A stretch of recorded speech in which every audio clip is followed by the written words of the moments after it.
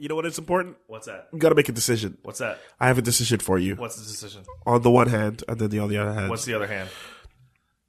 Life will change or Rivers in the Desert. Life will change, no question. I'm going with Rivers in the Desert. Oh, you're crazy.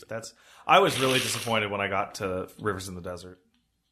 It's not like New World Fool, fucking Battle for Everyone's Souls.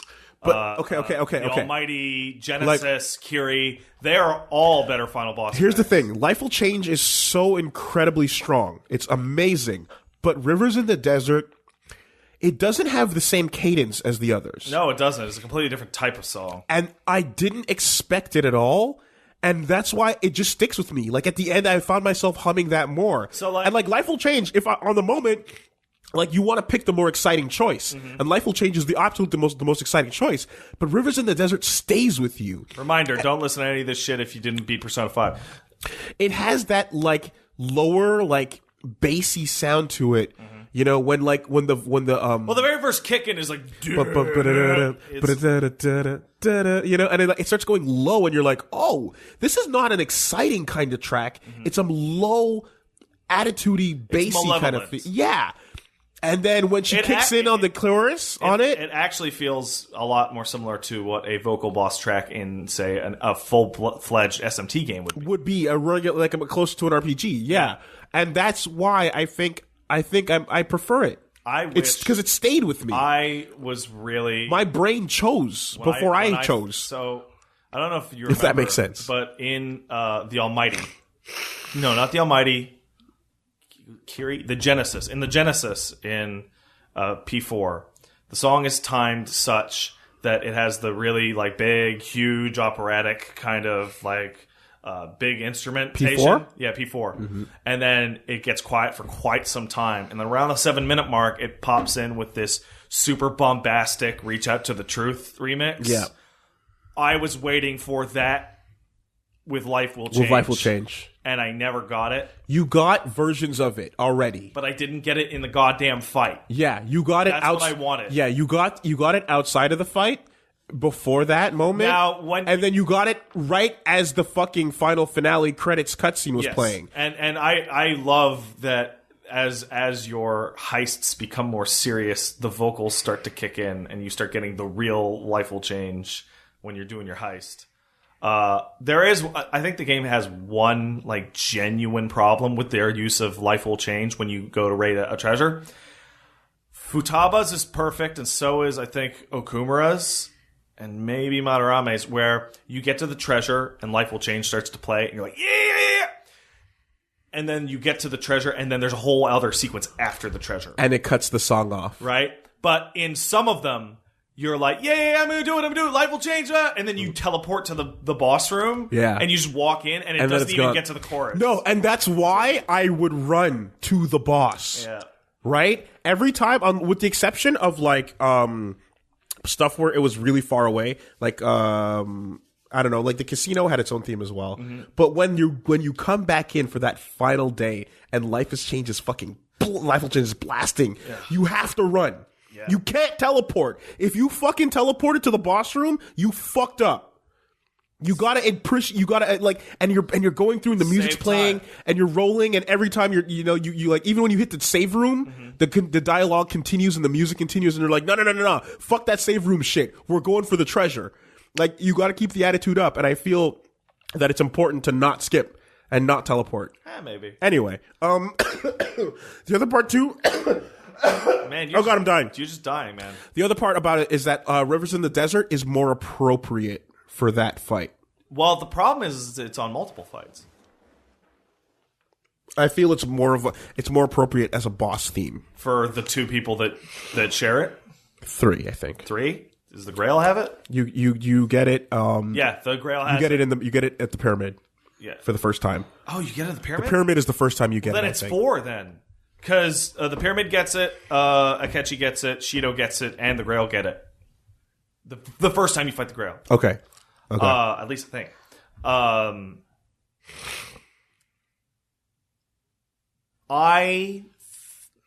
Okay, P5.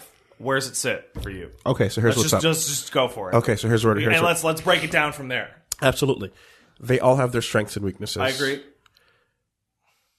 Persona 3, the first time going through this, nothing will ever beat the battle for everyone's souls with Nyx coming down on you. It's an astonishing final battle. Nothing will ever come close to not knowing what you are getting into and getting the arcana as the means by which all is revealed. Mm-hmm. From the day man chose the fruit of the... Going through the whole thing. Mm-hmm. That entire fucking story of the fool that he walks you through is the most Persona thing in the world. Yeah. And the versions of that you get in like 4, for example, where it's just kind of like revealed, is not... It doesn't have the gravitas that Nyx has. Mm-hmm. So that can never be topped. The end battle, the final fight of P3 is the best. I will say that I never actually finished P3 because of the various reasons and spoilers and whatnot.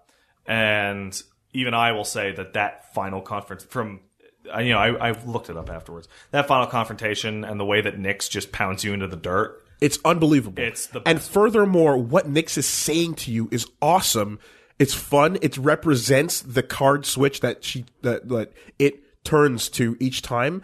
And then the final one where no matter who you are, death awaits you. Yeah. And then you get the death card. Like, it's fucking just... then at that track point... remix. At that point, the Battle for Everyone's Souls is kicking in full volume. It's the same song you've been hearing in the Velvet Room like the whole time, but better than ever. And I know that that came from previous Personas as well. So like even in the context of Persona as an entire series, that is special. Yeah. Right? You're using the song used in the Velvet Room as a whole.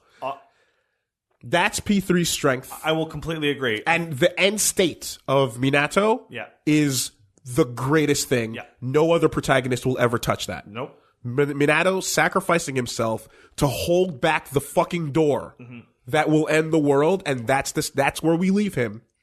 You are no longer here because you are saving humanity in perpetuity forever. Nothing will touch that. Mm-hmm.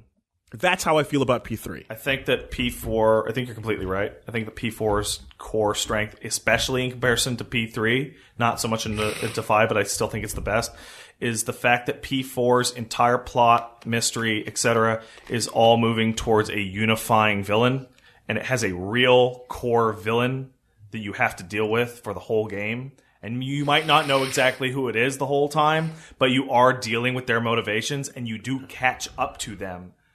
The fact, like, P5 ends up having a villain behind the scenes, but you're not actually dealing with them the whole game. P4 is defined by, we have to find the murderer of these people. Yes. And then when you reach that character, their revelation of what has been going on, culprits' reasoning for being a murderer, is the best ever. So that's the thing. 4 will never be touched as far as, why is this happening? Why are people dying? What is this absurd path we're following, right? Oh, it's that? It gets so absurd, and it gets more and more confusing to the point where you're like, what the fuck could the Grand Master Plan be here? There's no consistency. Nothing here lines up in a way that that any kind of like big pompous villain could step in and justify it with, oh, humanity or blah, blah, whatever, right? Yeah. And then you get to fucking Adachi. Well, first you get to Namatame and you realize, oh shit, he thought he was helping people. Oh, that explains all of this. Right. But what about all of that? Yeah, he thought he was saving people, and that's why his attitude and why he was so weird about it to begin with, because he kind of thought he was crazy too. Yeah. But then you get to Adachi, and you go, you know everything that's going on. You've been orchestrating this.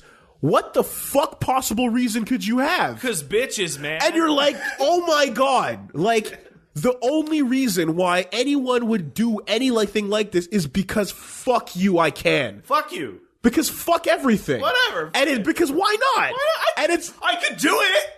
Why wouldn't I do it? And you can't fight that reasoning. Nothing ever will be able to beat that. Yeah. And the problem with how strong that is... It's a villain who's a villain because it's easy. And period. And that's opportunity presented itself. That's it. Right?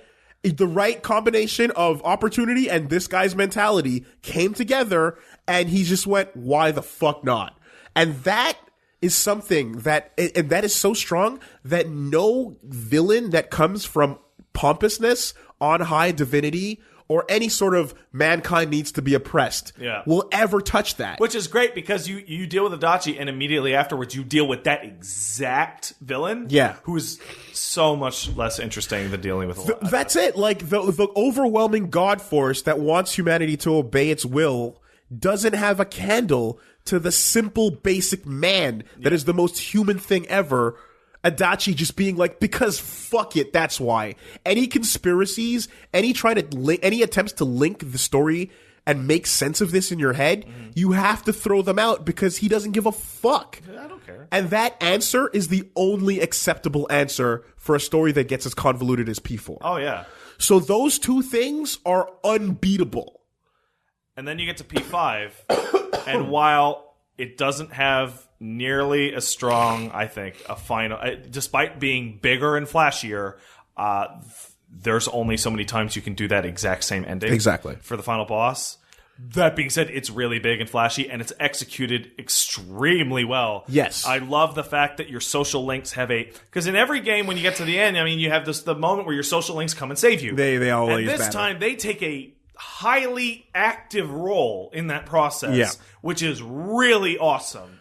Like that cutscene shot of like Mishima going like, "You fuck this!" Yeah. Like that's great. Everyone that you max out is instrumental in changing the will of the people. But I think that none of the villains are quite as high as the high that P4 reaches. Yeah. I don't think that the final confrontation is quite as bombastic or enormous or important as P3's. And in fact, did you play SMT4? Yeah.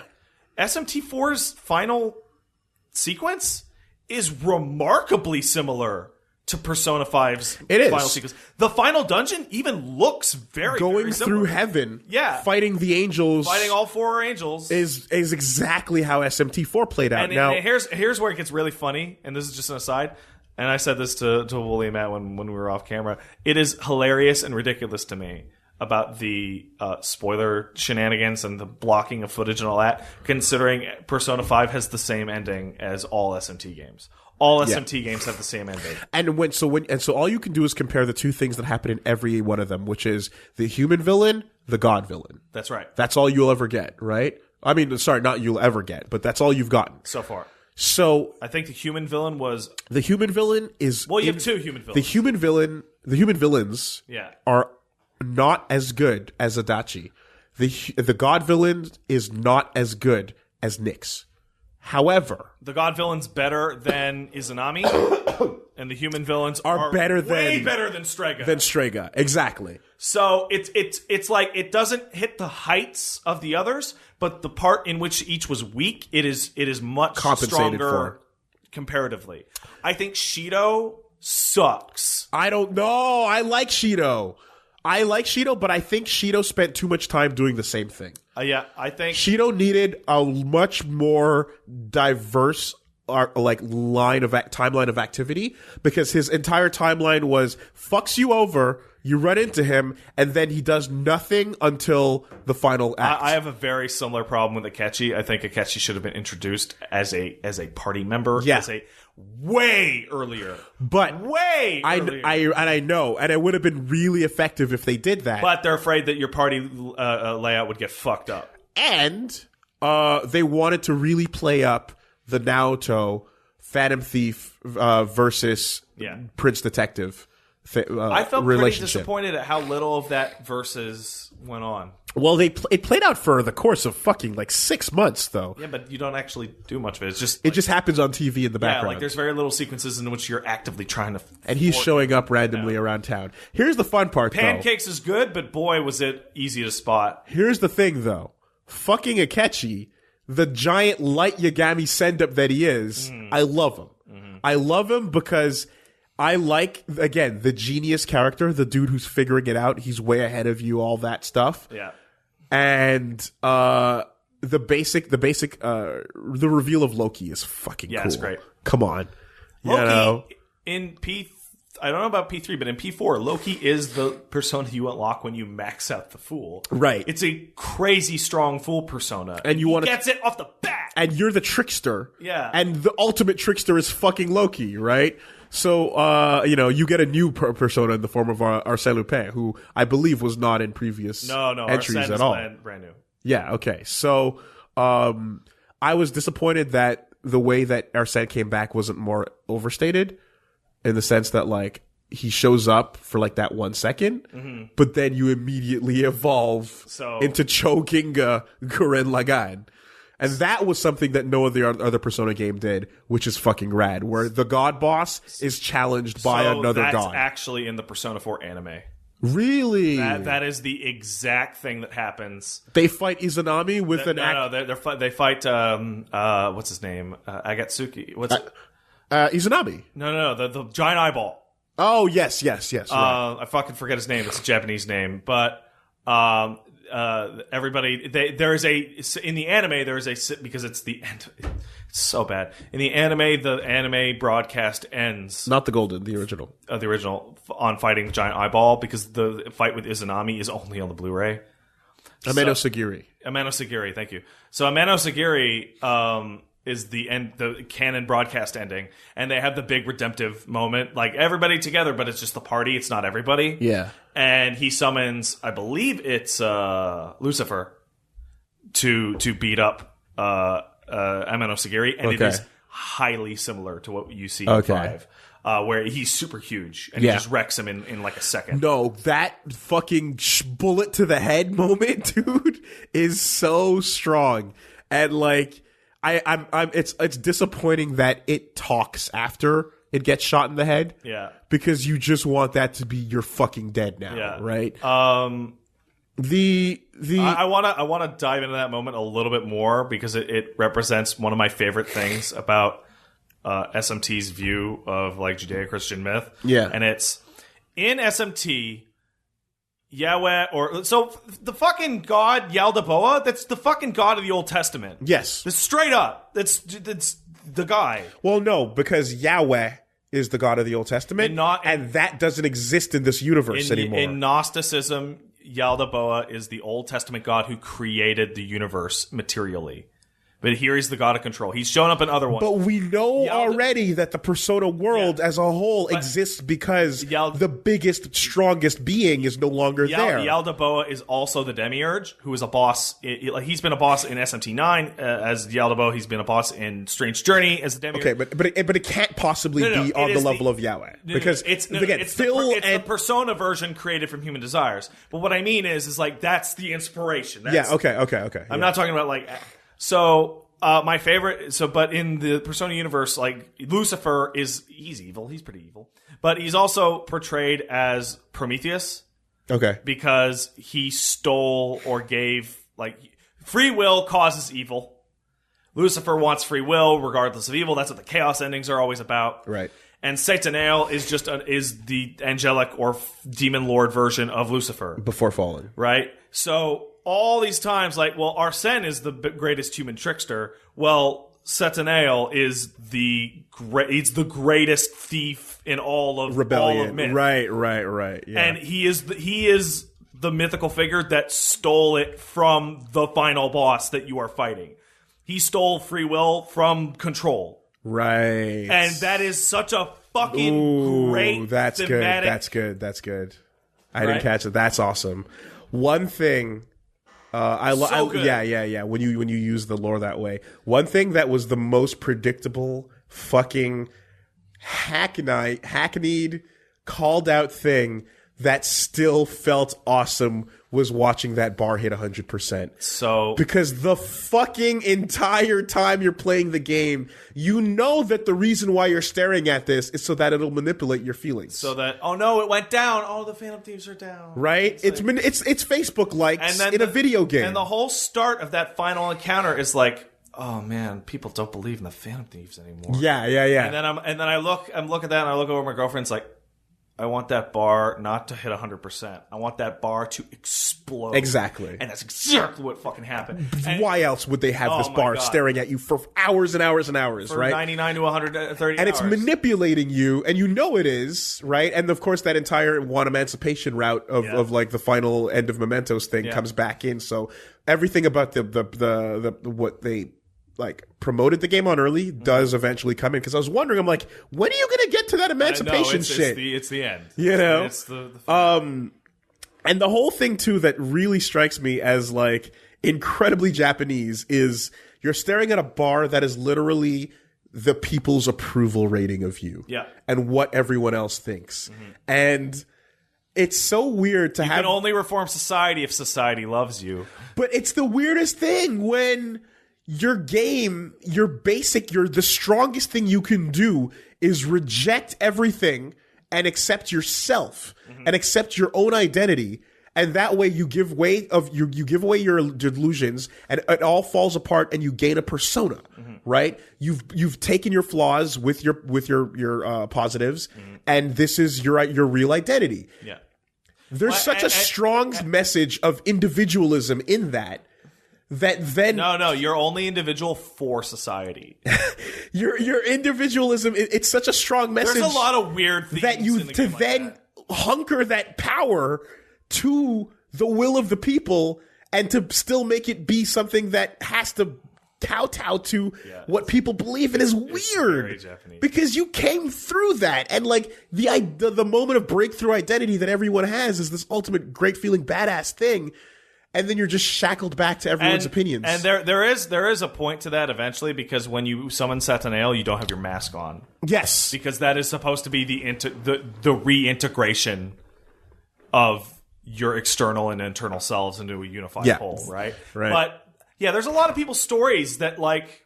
Please don't take off my mask. I feel like they go in this place, and Yukiko in 4 was the worst. Where it's like, I'm going to be independent, and I'm going to live my life the way I want by following the path that I was already going to follow. Yes, that was determined for me. I've just decided I'm going to like it. Well, that is a hyper Japanese ideal. Incredibly weird. It's super weird. And I mean, you know, Yukiko gets the weird one. I think Naoto and Kanji get the best ones. Absolutely. And absolutely. In P5, so here's the problem: is I haven't finished everyone's S links. I finished everybody except for Tower, Hanged Man, and give me names, because I don't know the gun store owner. The arcade kid with Get Smoked. Same here. I didn't finish him. The Otsuya in the bar, the reporter. Okay, I finished everybody but there. I finished Oya. Okay. Who are you missing? I'm missing gun store owner. I'm missing Get Smoked. I'm missing Futaba. Okay. I'm missing Futaba's is horrific. It is the darkest one. I'm missing I went far in, but I'm missing Yusuke. I'm missing Sojiro. Yusuke's fine. Sojiro's is really good. I know. And I think that's it. Okay. Now Futaba, without even maxing that, I already love it the most. Everything about her storyline to me is everything. It's not, because it's not just hers. It's her reintegrating into society, but it's also about her friend Kana, and that shit is nightmare fuel. That is the worst. Did you get to the part with her friend? Not really. Oh, do you want to hear what it is? Sure. So the deal is that once she is somewhat fully reintegrated into society, and she can go out and she's over some of her anxieties, she starts to lament her friend from middle school, Kana, is it? Who she lost touch with. And the reason why she lost touch with is that she found out that Kana's parents were like molesting her and videotaping it for the internet. Ooh. And part of that quest is she tracks her down, and then you go into Mementos and you fucking solve those parents. And then after that problem solves itself, and they reconnect and they become friends again. And it is horrific, because the solution to the problem is you make them feel terrible about it. And the parents, like Dream says, like, we apologize, we'll take good care of our daughter from now on. And the characters are like, yep, solve that problem.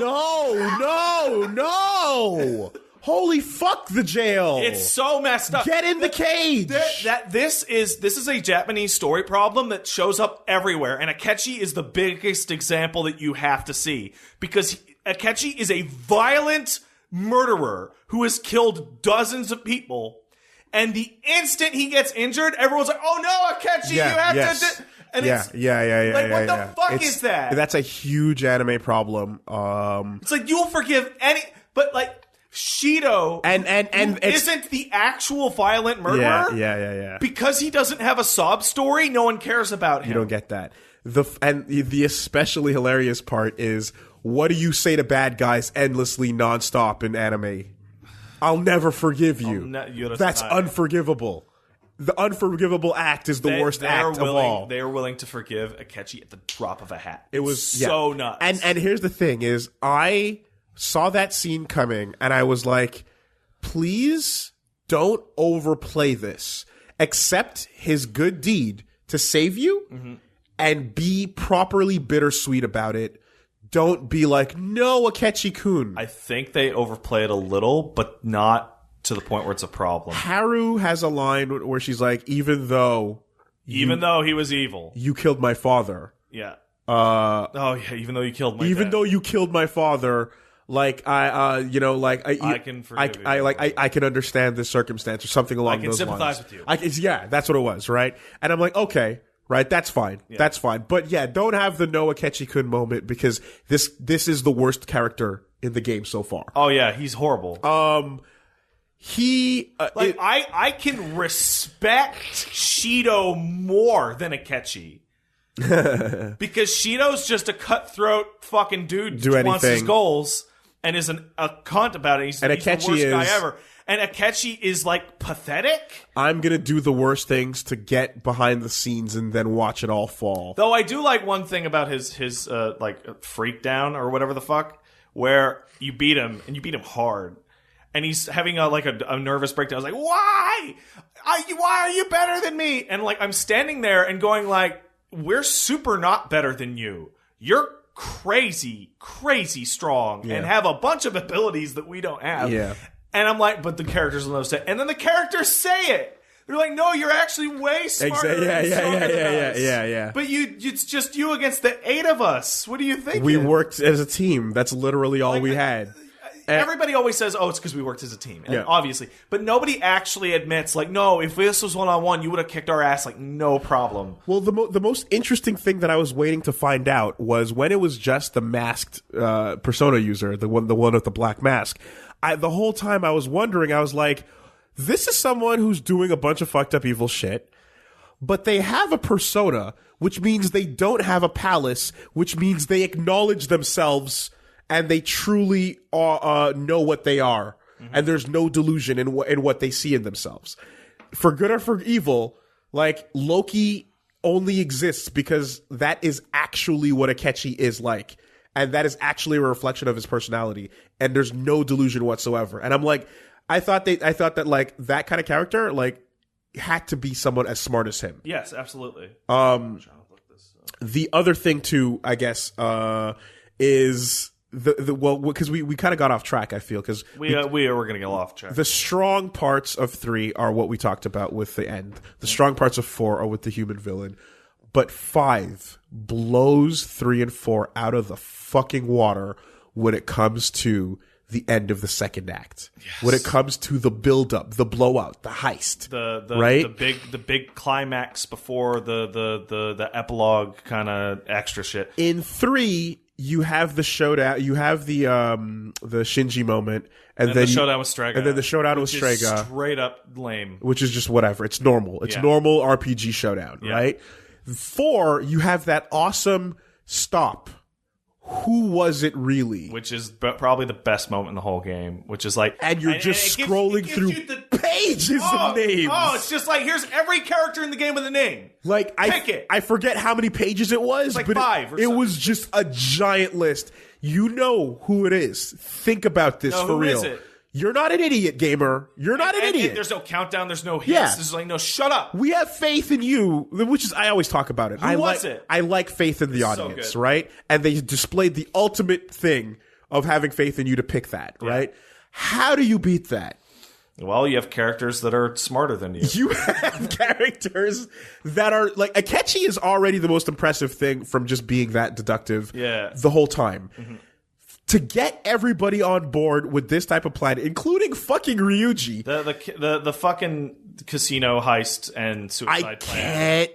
and its portrayal in the story is fucking fantastic. So the problem with it's a really intense in media res, right? It starts you like 80% through the game. Yes. And well, how the fuck how's your character, how do you, the player, not know about it?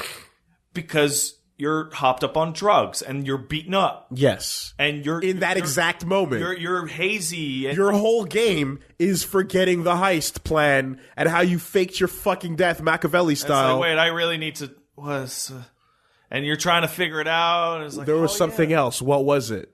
Right? And you get to that moment and it goes down and you go, my Phantom Thieves are not capable of this. And then they go, no, we totally are. Well, the first thing you do is like, did I fuck up and get the bad ending? Yeah. And the key, the real keys are Makoto and Futaba. Mm-hmm. It's their are idea. On that level. It's their plan. Right? Makoto has the means.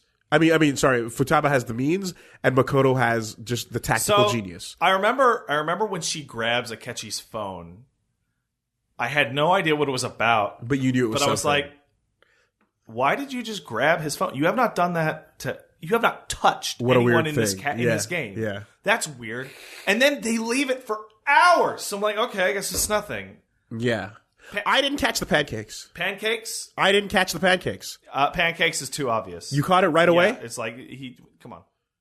I didn't catch the pancakes. I'll tell you what I did catch was basically around the time of the school meeting where he's doing the thing and he's like, the Phantom Thieves are, oh no, my phone rang. I'm like, okay, yeah. Right? Yeah. This is too suspicious. And then he's going, hey, I'm going to give you a break. Like that whole setup was so forced that I'm like, okay, it's clearly him. But pancakes was a little too subtle for me. And the thing is too is that like I realized after that point that I wasn't paying attention to who was listening to Mona and who wasn't, because there'd be so many moments of just like Sojiro hanging out in the back while Mona's talking and he just doesn't react to it because why would he? Meow, meow, meow, meow, but then the rest of the characters are having a one-sided conversation and like wouldn't he say something about that? They're talking to the cat. They're being cute. Yeah. So Akechi is I love the fucking Light Yagami character send up that he is, and I love it down to the point I'm where going to create problems and then solve them. Yes, and to the point where when his face is melting with anger, it's the exact same way that Light Yagami's face falls apart at the end of Death Note, and it's a payoff you only get once. The whole time he's in character and he's perfectly put together, and when that meltdown happens, it feels good. He freaks out like a champ. That was awesome. Other notables. I think Yusuke as the weirdo is. I like them. They went. They went far with his like non sequiturs, but I'll take him way the fuck over Yukiko. I think that overall, the P5 cast is weaker than 3 and 4's. Disagreed. I think the P5 cast is stronger.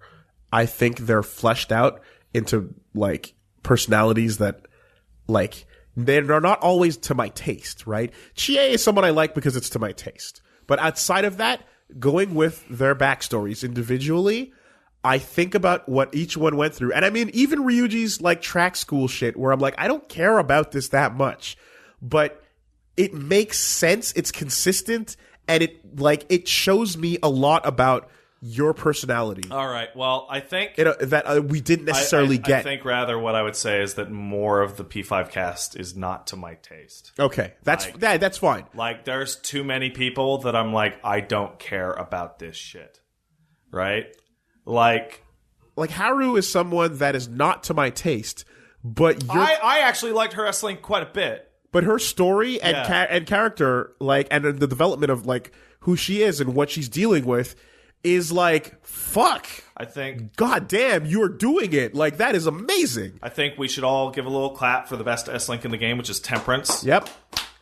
No question. It's the best S-Link in all of them that's ever been. In all of them, it's by far the best. That you are never gonna beat. Kawakami. It's the greatest because everything about it, every option you can choose, it's amazing, dude. Like the guiltiest pleasure of just calling her over every time you call her over. You're like, ooh, I'm calling over the teacher, and you get to meet her for a full like couple hours, right? And she's established as this like, ugh, really, fine, don't do anything unnecessary. I'm 24 and I'm already a burnt out teacher, right?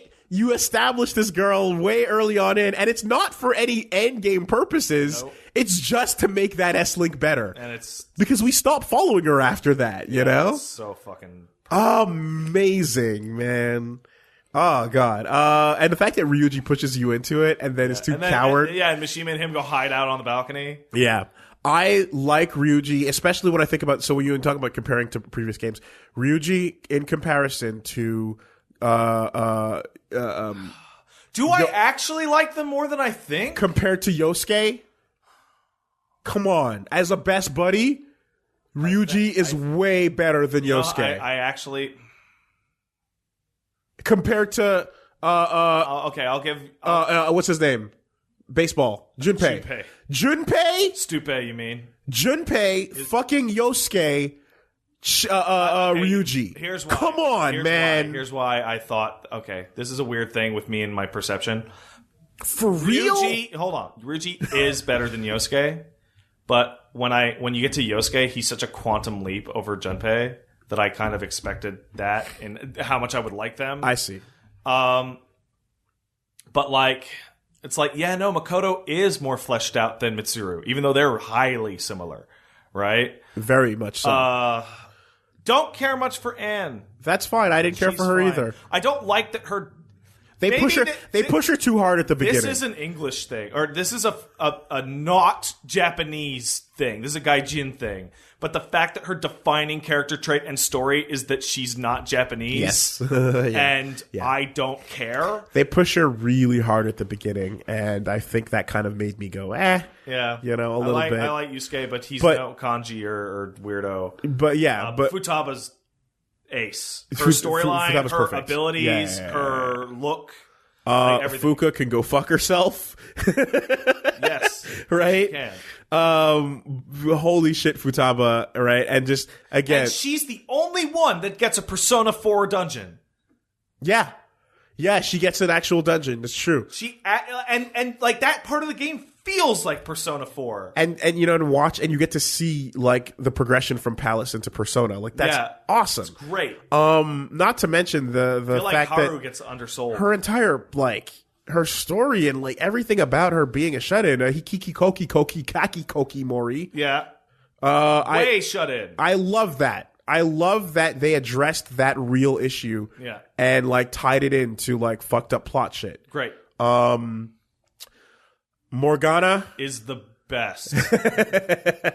If you want to talk about archetypes that are better than their former archetypes, I love Teddy. Teddy's great. Here's the problem. Oh, Koromaru is flawless. Okay, that's not fair.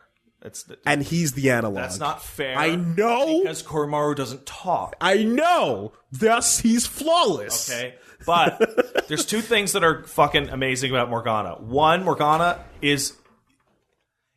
Teddy was on the line of, this is a cute mascot character, but I'll live with it. And then you end up really, really liking him. Morgana never feels like that ever.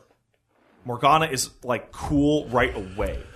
Like, I love Morgana right away. Her voice, her design, everything about it. The fact that she's a cat. Morgana got on my nerves, though. Oh, really? Yeah. You're Morgana got on my nerves every time Morgana decided to... Tell you to go to sleep? No, well, yes, but also, like, no. Like, when it came to the events, when Morgana was just like, I'm feeling petty. Yeah. And I'm going to run off. And I'm going to be once. petty. Twice. What was the second time? It was an extension of the same thing, but it was pretty much, you know... like, I just kind of went like, oh, come on. We talked about that before, and like, I was similarly like terrified of that arc. That arc is super short. It is very short. It's like 3 in-game days. But you just, to compare them, you know, Morgana beats Teddy. And more importantly... Morgana has no human form. More importantly than I Morgana was really expecting beating that. Teddy is that Morgana is not Teddy. Yeah. I was really And they seem to fuck with you on that. With all of Morgana's flashbacks to how... I don't know what I really am. It's like, yeah, evil. You think of Shadow Teddy. Are they just going to fucking do Teddy again? And Yeah. no. Hell no, they're not going to do it. The complete opposite, actually, coming from the Velvet Room. Yeah. How about that fucking Igor reveal? The one that I got spoiled on the day before. That's what it was? Oh, man. The name of that Twitter robot was called Igor, and Persona 5 is fake. God damn it, that sucks, dude. I didn't know. Because I was going through it like, are they doing the thing where they hired a new voice actor because the old one died? It's a thing. I assumed that was a thing because it happened with Zato 1, and it happened, the fact that Igor does sound like Satan the whole time doesn't help. Is weird, yeah, because the drop from, like, Yokoso, Velvet Room old man into, like, you have business with me. So there was another hint that I wasn't aware of until I spoke to a friend about it, which is highly important, and we should have caught it super early. You can see it the very first time you go to the Velvet Room. He's not the one fusing your personas. They are. They are. In all the older games, Igor's the one who takes the cards, flips the cards, and fuses your personas. I wouldn't have. That was way too subtle for me. In this one, it's always Caroline and Justine. I would have assumed it was a stylistic choice. Right, but it's not. Right? Yeah, like it's perfect. It's really, really subtle. Caroline, Justine, Theodore, Mary. You mean Marie? You mean Gucci? Marie and the original. What's her name? Liz. Liz is the best. Liz is the best. Yep. Still haven't been beaten. Theodore's pretty good. Margie's okay. Poochie's Poochie. Where do you put Oxymoron? Oxymoron. Well, that's what their hat says. You know the letters on their hats? It's O, Y, O, N, and X. It's every second letter, but you put them together and it spells oxymoron. That's pretty good. Yeah. I hate Caroline and Justine. I hate them. They're the worst. Lavenza's okay. Lavenza's pretty good. Lavenza's pretty good. Lavenza's pretty good. I don't hate Caroline and Justine. I felt that they were pretty typical. Pretty typical like tsundere and like so whatever type. I don't know what you'd call the other one. It's just so it's what they're going for, and there's not much of a twist to it, and they make you think there is a twist when you're building up that. Did you max them out? I maxed them out, and as soon as I maxed them out, I'm like, oh, they're split. They're two halves of the same person. Yeah, for sure. And they can't remember who wrote the list. It was you, and you were the same person. Oh my god! But Lavenza is dope. I like how. I think it's Justine's voice is Lavenza's voice as well. Not sure. Either way, I like her design is cool, and she looks like a proper Velvet Room attendant. Absolutely. Like I really liked how that turned out. I'm not happy with the butterfly fake out. The butterfly led me to believe that is Philemon. Of course, it's Philemon. That's what it always is. But it's not. Yeah. It's just Lavenza. Yeah. And it's like. But this is. I want to go back to. But why would Philemon be hanging out in a fake Velvet Room? Well, it's a real Velvet Room. It's just got a fake inhabitant. Master. I guess. So there is. But that butterfly. There is an implication here. There is. Are you sure? Because I mean, it was her in the reveal when it pops up and goes, "Bob, hey, I'm Lavenza." But no, it's always They even flash back to times that you saw the butterfly, like in the prison. Yeah, cells, true. There is one thing that is implied here about the level of scale in Persona 5 compared to the others. Is that you fight fucking Margie and Elizabeth as secret bosses in the other games, and you always get this feeling of like the people who live inside the Velvet Room are fucking freaks. They are. Hey, guess what? They are deities. Could I interrupt you? Yeah. New Game Plus. Yeah, I know. You fight Caroline and Justine. Of course you do. Of course you do. Okay. I didn't even need to know that. Like, obviously, it's always but they're fucking freaks, right? And Igor's the biggest freak of them all. And the guy you're dealing with just kicked his fucking ass out the door. Well, Igor's a god. Yeah. So like, the dude you dealt with in this game? Yeah. Well, it was a big deal. Yeah. But, I mean, like, so here we go. Like, collective unconscious desire of the end. Mm-hmm. Collective unconscious desire of control. And I forgot what Ameno Sagiri was. 4 was collective unconscious desire for something else, but was some kind of vein. It was very similar actually in the end to P5's. Like Just live your life, become shadows. But give up. But the stakes have never felt higher than 5 because in 5 you're actually in downtown. Yeah, I really. So in 4 you got the shot of like, are we actually above?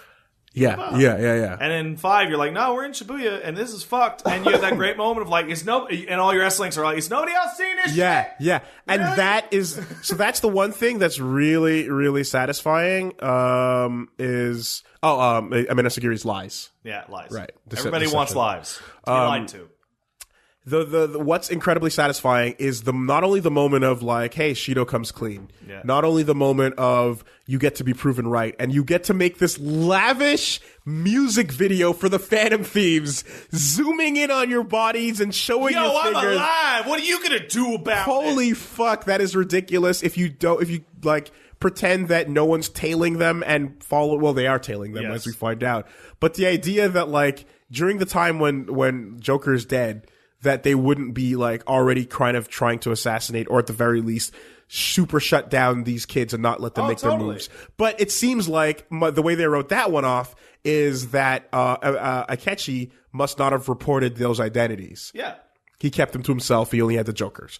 So anyway, the fact that everyone in the end sees the horrible monster and understands the stakes is incredibly satisfying. If only for a time. If only for a time. But the secret hero thing sucks. And this is the one time you get to feel it a little bit. Yeah, Ryuji got his moment. Of like, yeah! Speaking of everyone Ryuji loves getting us. His moment, usually I would hate this, but they actually nailed it. They totally nailed it. They give you a situation in which Ryuji gets his straight-up hero moment, and it looks like he died. Yeah, that's true. It really actually looks like he died. Yeah, it did. And he just walks in a frame. He's like, I'm fine. I'm like, you got me. There's still more bosses to beat, so Ryuji can't leave. Yeah. So and you need Thunder. And they fucking got me. They kick my ass. And then you get all the way to the end, and you're starting, like, Mona's talking weird when you talk about beating the boss. And in like the lead up, and you beat the boss, and Mona's giving the speech, and you're like, oh man. And then Mona just disintegrates away. Yeah, and it is. It is final. It is like very much so.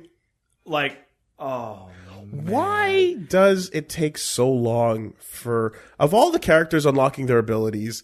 Fucking Maziodyne took forever, man. It was a weird one. Everyone got their shit because he's a more physical attacker than a magic attacker. Okay, so bosses, battle designs, all that shit. That's the logic. Everybody has a strength or weakness. That battle system and the amount of options. Oh man, is like unwieldy. I want to say that the party is way better balanced than they've ever been.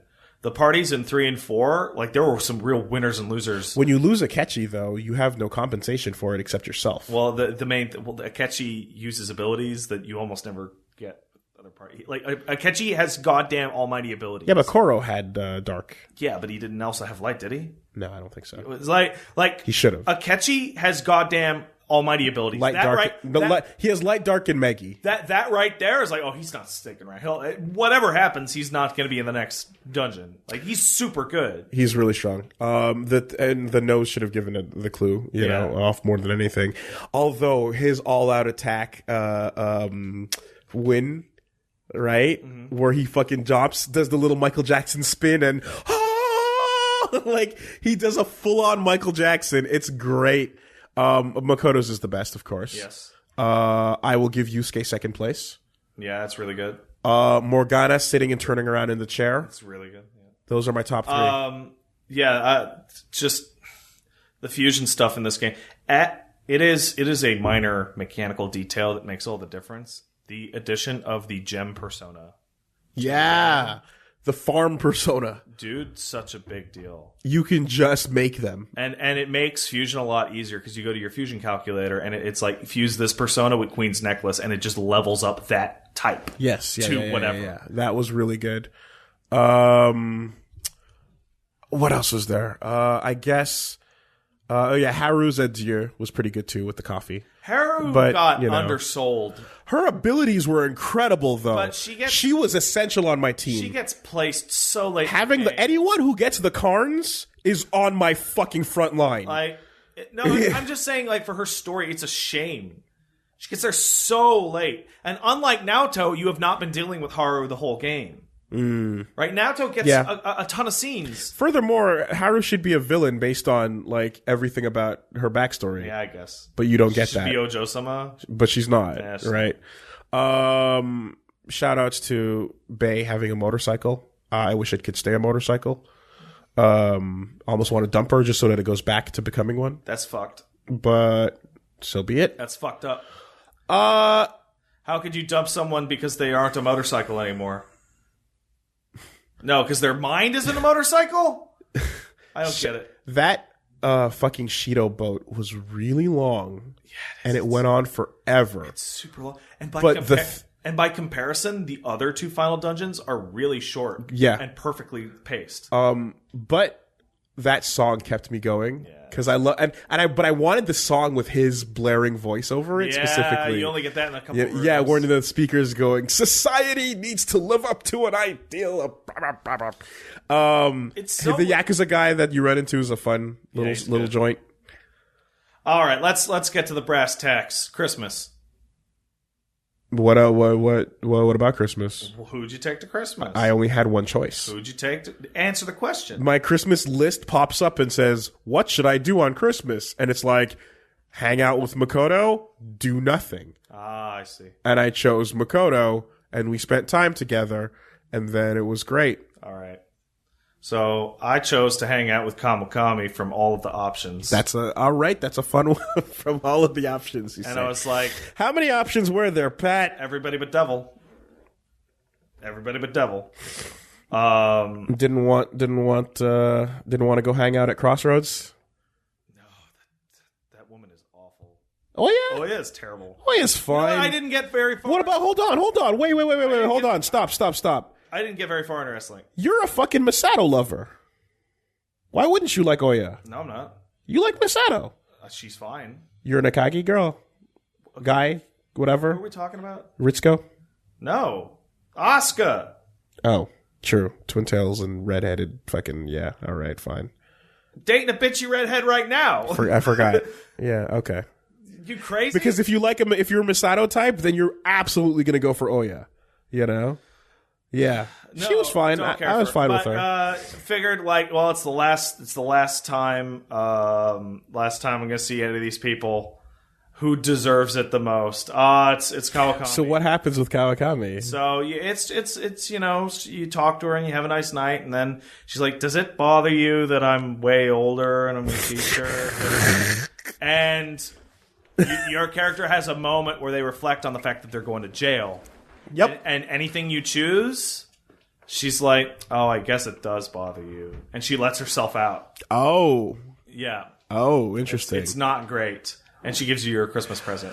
Now, and I'll be on it, and then the question becomes: after you're out of jail, who did you take on Valentine's Day? Now that's what I was about to ask about, because I had a lovely little Valentine's Day with my girl. Where'd you go? You hung out at LeBlanc, I guess? We, what did we do? Yeah, we hung out at LeBlanc, and it was a nice little time. So, she gave me a gift, and it was great. She leaned her head on my shoulder. So I wanna mention something about this. The game does its best to just hit you with it, because you're hanging out with Sai, right? And you're hanging out with Sai, and you get the text message from your girl. Should I cue up the Valentine's Day massacre now? No, but you're right. You're going to turn yourself in, and you get the message from your girl. Say, hey, you want to hang out, right? Yeah. And then you have the options like, I need a little more time. I need a second, right? But when you're in the dirtbag path like I was, your phone just starts like going nuts. And it's just, okay, you read it and you close it, and then you get another one and you close it, and you just swipe, get off my phone. And that happens again for Valentine's Day. And it's just like, okay, so you don't even like respond to any of the people. You just, okay, who are you going to spend Valentine's Day? And I decided I was going to spend time with Futaba, because I'll be honest, after Kawakami started giving it away for free, it wasn't interesting.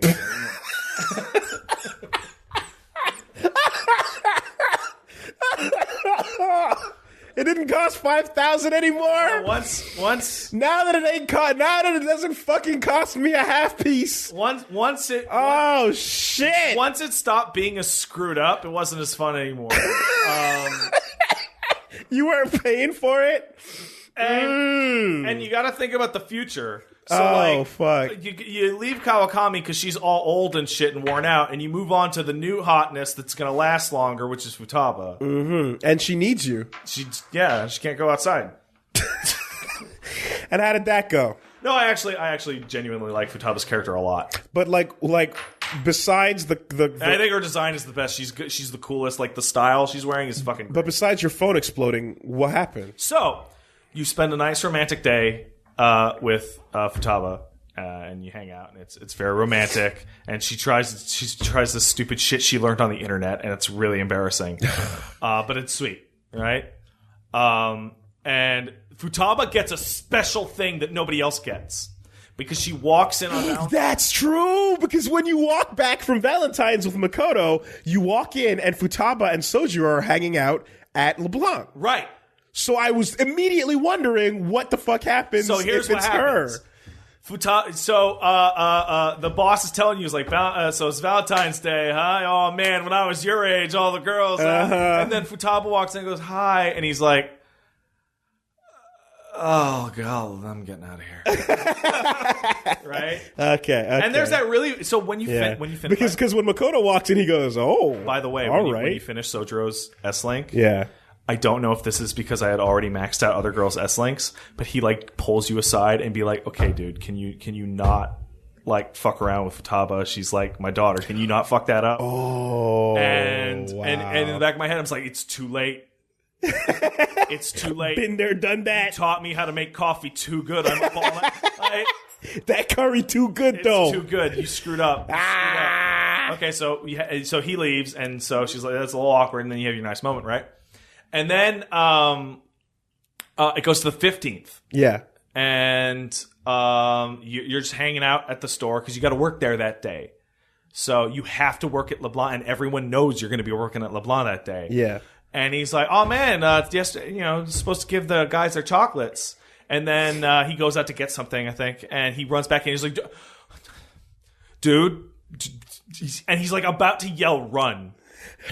and then it just cuts to a splash cut, and everybody in their like out of school clothes, and they're all standing there with chocolates, and they're every single one goes down. It's like, you told me you were busy, and I came by LeBlanc, and I saw you with that other girl, so you already had a favorite, huh? And they all have one by one. They all have really, really good ones. So probably the doctor's is the best. It's like, oh, is my guinea pig been getting out to play or whatever? And they're all like fucking crazy pissed. Oh. And then Sojiro's like, I gotta get away from this. And your character's just like, and they're like, what? You're not gonna say something? Here's your fucking chocolate. They basically all just go, here's your fucking chocolate. You get the items anyway. And they're like handing them out to you, and you're given a couple options as to what you can say, because Sojiro's like, hey man, say something. Say something. And you have a couple options. I forget what one of them was. I think one of them is like, I love all of you, or whatever, or it's not what it seems. Option 2 is the reason why is I was at the store helping Sojiro. And the third one, which is the one that I picked because it's so good, is I do want that chocolate. And then they all go crazy. And they beat your ass. Oh, of and course. They kick your fucking in that ass. Ryuji type way. And then it fades out, and you fade back in. And you're on the ground. And you're on the floor. Yeah. Just your ass is kicked. Yeah. And then Sojiro comes in and goes, fine, here you go. And he tosses a bonbon on the table, and you get Sojiro's chocolate. And he takes pity on you. And then, and here's the best bit, and here's why Sojiro is the best character in Persona 5. Sojiro goes, okay, so I spoke with them. I got it. So we're going to have to get our story straight. And I had to spin a huge-ass web of lies. But trust me, they all know that they're the one and only. I got you. We'll just have to talk later, and we'll get this all sorted out. Oh. So that's why, even though that disastrous event happened, all the ending sequences can play out with everybody and friendly. Everyone's normal because Sojiro fucking patches it up. I just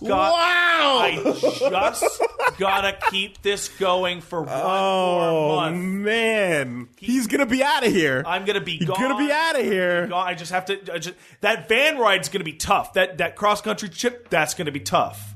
Right? Where do I sit? But Sojiro patches it up. He saves it. What a fucking boss. It's the best, dude. What a boss. Because the game punishes you in the worst way possible, and you're like, oh man, I'm going to lose out on all their benefits. Everyone hates me. Brojiro. But no. Brojiro came through, saved the day. That's incredible. Even though one of them is his daughter! But, and here's the thing. I wonder if it would be different. Oh my god! Because the way that it played out, the way that plays out is that Futaba's the one you care about, and everybody else is you were just fucking around. And I wonder if it would play out differently. Because like he has like, oh, I'll give him a break because he's actually in love with the daughter, and that'll be a real relationship. Yeah. I wonder if it would actually turn out differently if it was anybody. It probably does, but in my game, it worked out like perfectly. But it's like he doesn't think for a second. You're just lying to everyone, including him. No, because he used to be that way when he was younger. But and when his girl is involved, but he's gonna accept the fact that it's like, no, that's the real love right there. Yeah, it's fine. Yeah. Holy shit, it's great. It's so good. God damn. But honestly, in terms of romance options, I felt like this game was super weak. Like I really like Futaba and Kawakami, but like. Anne sucks. Haru sucks. Oya sucks. No. Chihaya's okay. So I was talking. Doctor's cool. I was talking to Brennan about this, and he pointed out. I'm like, yeah, there's no wrong answers here. Honestly, I disagree. I think there's no wrong answers. I think like there's something appealing in each case, but I think tastes are tastes. And here's where I'm going to say something controversial that you're going to come at me for. So I'm excited to see this. I think that Makoto is the worst romance option in the game conclusively, not just from a taste perspective, but from a moral perspective as well.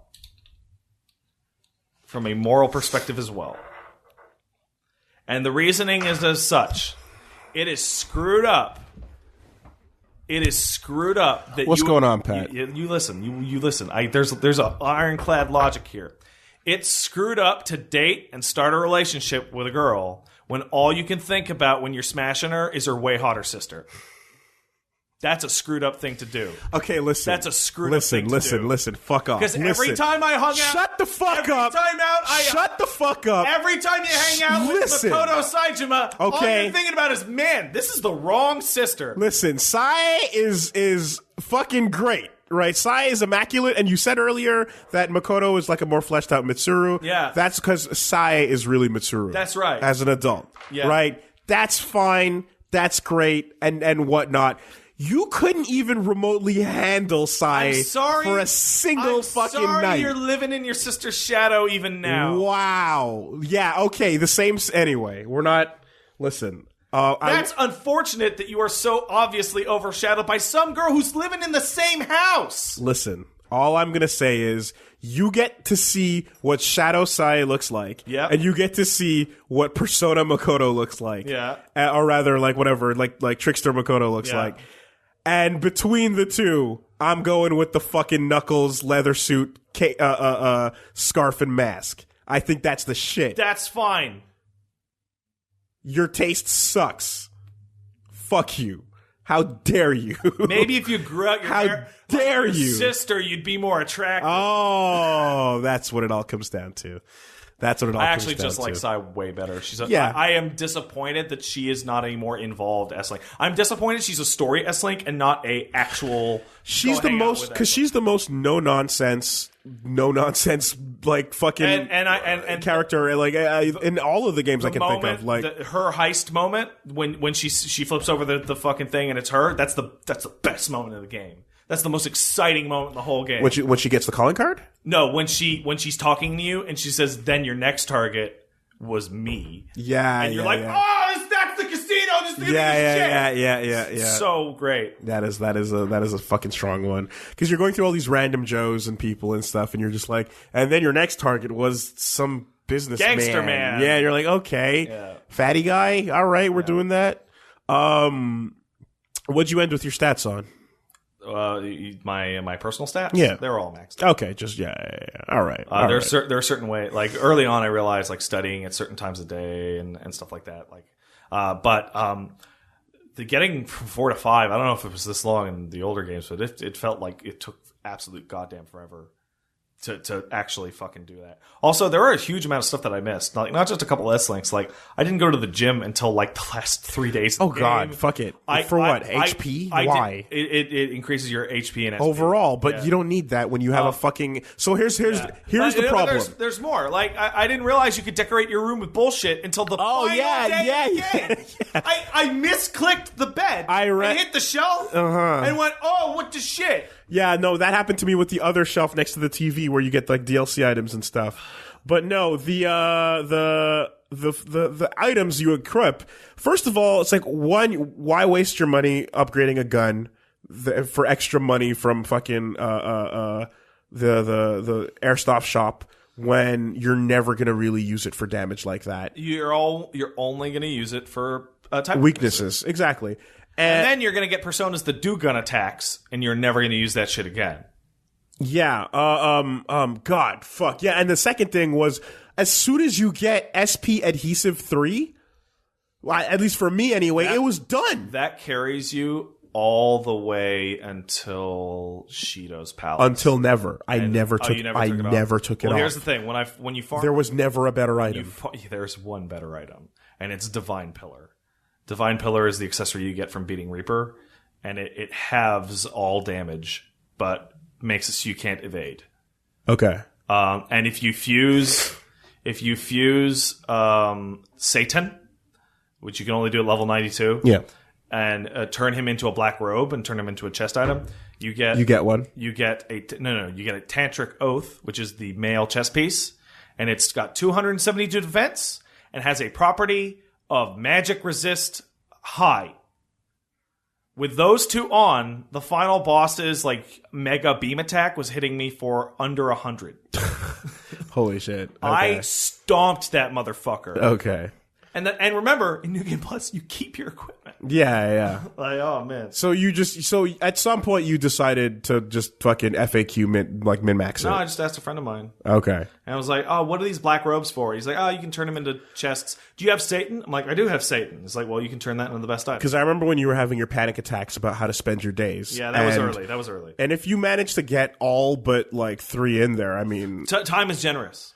As long as you crush those palaces in one day. So I really thought that we were going to come out of Mementos and get a chance to solve some of those extra stuff, because I had all my Mementos cases solved. Mm-hmm. Did you? Yes. Okay. Solved every single I had all of those cases solved, and then the last second one popped up, which was Producer Son or whatever, right? And it was just like on the last day. And then, fuck you, we have to go into Mementos today. Yeah. And then that was the end of it. And I was like, God damn it, when am I supposed to do that one? So that sucked. It shows up on like 12-11 earlier if you have all of them complete, I think. Yeah.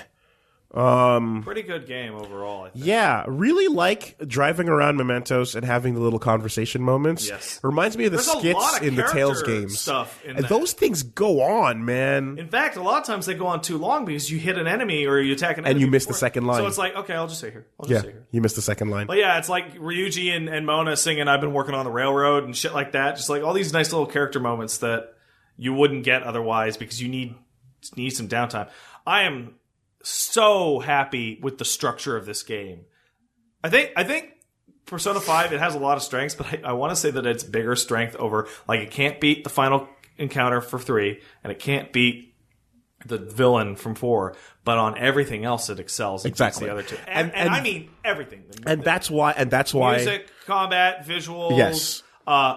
But like game structure, which normally wouldn't be that important, in this game it's really important. Mementos as the side area, side Tartarus, as the one randomized piece, that you spend about half of your dungeon time there compared to the highly produced, like, thematic dungeons.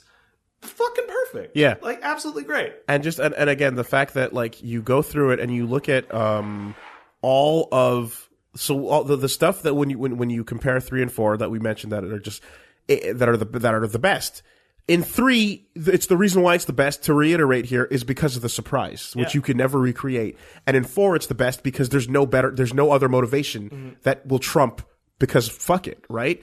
So those two are, like, again, it's unfair. You can't win against those unless you just do them again. I think P5 had some problems, and that the coolest thing was the thing with Psy, like the casino, everything about the casino. Yeah. That's the cool, and that's the end of the second act. Like, that whole sequence is the best part. And then Shido is the second best part, and then the stuff with the Holy Grail is the third best part. And ideally, they would have gone, like, not the events, but the would have gone in that opposite order.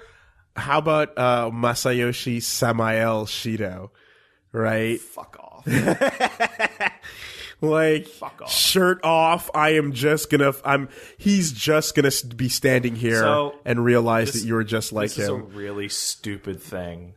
But what I was actually... So the Holy Grail keeps talking about Ruin, and how Ruin is... I was hoping that the game was going to go to a place, and you get the Grail, and he's like, this is all pointless. And you're like, what? And it goes to a cutscene in which the Earth has a nuclear holocaust. And it's like, well, SMT1 was happening, and you weren't paying attention. Yeah. Okay. And then the issue is that you have to somehow undo that. But they're not going to mix those two ever again, it doesn't seem like. But no, but I'm to get back what I was saying, there's that, like, you see Shadow Shido, and it's like, yeah, okay, Emperor Man riding on the Beast of Sacrifice. You mean Char riding the Beast? Char riding the Beast of Sacrifice. Super cool. It looks, he's just Char. It's with nuts. The spiky helmet. Yeah. But the Beast of Sacrifice is amazing. But when it comes apart and he's just Armstrong. Yeah. And you're like, what's this bullshit on your body? It's like, no, that's just for his flex. He was getting a pump in before he wanted to crush you. His whole thing is, I'm a businessman that loosened up my shirt to crush you pups. And then I beat him, and he's like, okay, fine, I'll take the pumps off. He's just, yeah, that was great. That was fucking great, man. You can, so yeah, it doesn't beat 3 or 4 in the ways that in their strongest moments, but it beats them everywhere else. Yeah. It's a more even game. More even game. I feel like 3 and 4 both had sequences which were just very long and the online mechanics not as bad as they sounded on paper. They're to great. Me. I was worried about a lot of that. I actually really like the online implementation. Yeah, the Thieves Guild was really fun in the end. The best part about the Thieves Guild is cheating on your tests. Cheating on your tests. Second best part is I got a spare persona. I don't give a fuck about it, and its levels are worthless. And the third best is you hit it every day, and you go, wait, hanging out with who? Who is that? Who is that? Yeah. That was fun. What the fuck am I missing? I saw going to the gym really early, and I was like, there's a fucking gym? It's locked. What do I? It's like, no, you have to get to Ryuji's point where they would do that shit. Yeah. Shady Commodities made a comeback. Oh, it's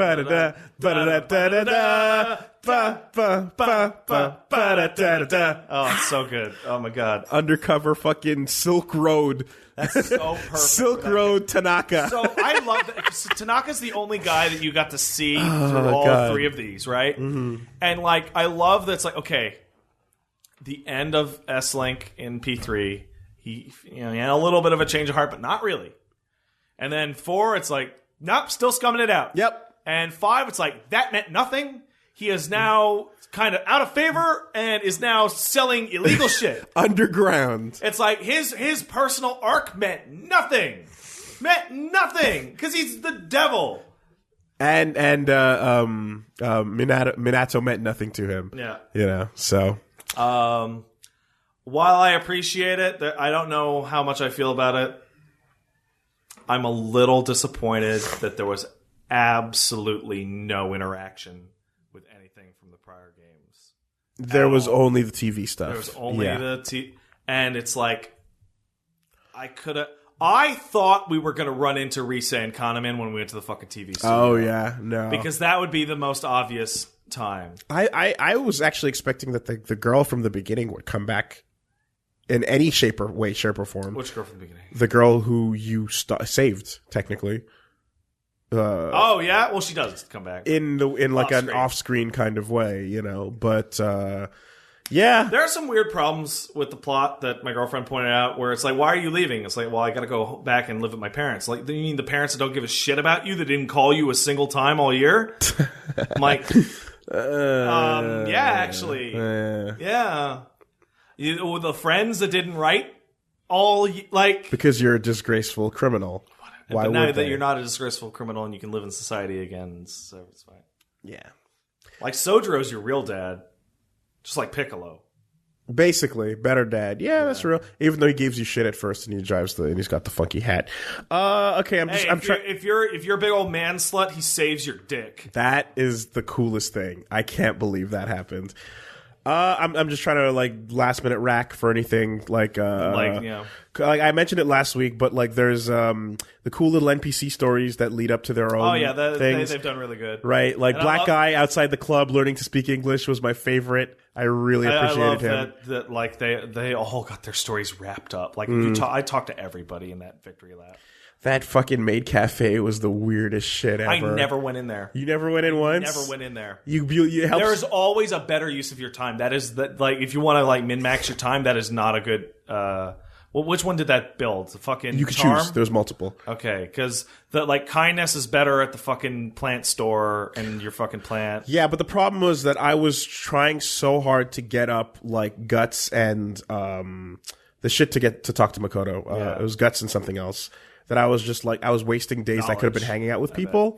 Yeah, I was wasting hangout days to get her up. So the main because I wanted her first. I guess let's talk about New Game Plus then. I haven't started it. I will eventually do it. It is an aggressive New Game Plus. You keep your money, equipment, compendium, personal stats, and game time. I'm not the type that's I'm probably not gonna do it. I'm probably gonna go. I'm not gonna do it for a couple of years. Yeah, and then when I feel like doing the replay, I will have an easy ass time doing the replay. Yeah, I'll do it if like so let's say like my girlfriend's going through it or something or whatever. But like for me personally, I'm probably just gonna go watch what I missed and then tap out until a re-release of some kind. So I really hope they make content. Persona 6 using all of these assets like they did with 3 and 4. I mean, I would love for them to. We don't need a new engine. We don't need a new system. Well, we don't need a new engine for any Atlas games for years now because they made everybody. Man, there are so many demons in this game. Yeah, they got all these. They're all there. Ones. They're all there. Even weirder, like Satan's in there. Which is why Alice is in there. Which is why, like, when you look at like that Switch trailer or whatever, it's like, yeah, you just grab those assets. It's okay. Just grab them. We've made them. It's fine. And they all have one animation, and I forgot which angel it is, but one of the angels has a fucked up animation where his arm clips and there's no tweening on it. It just clips right to the last frame. So I'm like, okay, you didn't QA all of this, but there's thousands. So well, that's pretty much all I got to say. That's a good game. Yeah, man. I'm sure more will come back, but right now, as far as just blooding off the head, that's a stellar video game. And this and Zelda and Nier have made, in my mind, like the most competitive game of the year discussion in like a decade. Well, how about we just like give it up for 2017 and it ain't even done yet. Yeah, I know. But what I mean is like, this is like, because I was talking with some friends the other day. It's like, hey Pat, what was your game that you beat Persona 5? What's your favorite game? Was Zelda, this, or Nier? I'm like, I don't even know how to start that conversation. And I haven't felt like that in a while. Because usually it's like, no, it's this one. You know what I'm going to do, actually? I'm going to load up the save and go back and reread Futaba's explanation of the heist. I need to just go back and reread that text. Okay, so there's a phone and a phantom world. We got to the thing, and then you got shot, and then the dummy shot, and the cognition, and the dizziness. You had, just the everything that went into that. Yeah, all right. I hope you guys enjoyed the Spoilercast. Oh, by the way, I retweeted something that you should. Yeah, that's the ultimate send off for P5. After all these years, you go back. It's called RT to die instantly. Go watch that tweet. It's a good tweet. There's good things in it. Where do I find that? On my Twitter, Woolly Wolves. Well, okay, but how long ago did you post it? It must have been like a day or two. Okay. RT to die instantly. Watch it. It's the Persona intro remixed. It's very cool. Watch this to die instantly. Remixed music, remixed visuals. You'll like it. Goodbye, everybody. Oh, I saw that. That's good. Yeah. Goodbye. Goodbye. Makoto sucks. Did I get it? Did I get it in time? I'm not closing this mic until we fucking figure this shit out, sir. Okay, well, yeah. All right. Compared to who? To no one? To nothing? To her sister. That is not a choice in the game? Doesn't matter. I hate your entire existence. Yeah? I wish you were never born. See, here's the thing. If Psy didn't exist, Makoto would be great. But because there's a better version of the same thing right there, even if you can't have it, it sucks. Fall in a well and die screaming. It's like if you had a Game Boy and you had an atomic purple Game Boy, that other Game Boy sucks. Because you want that atomic purple.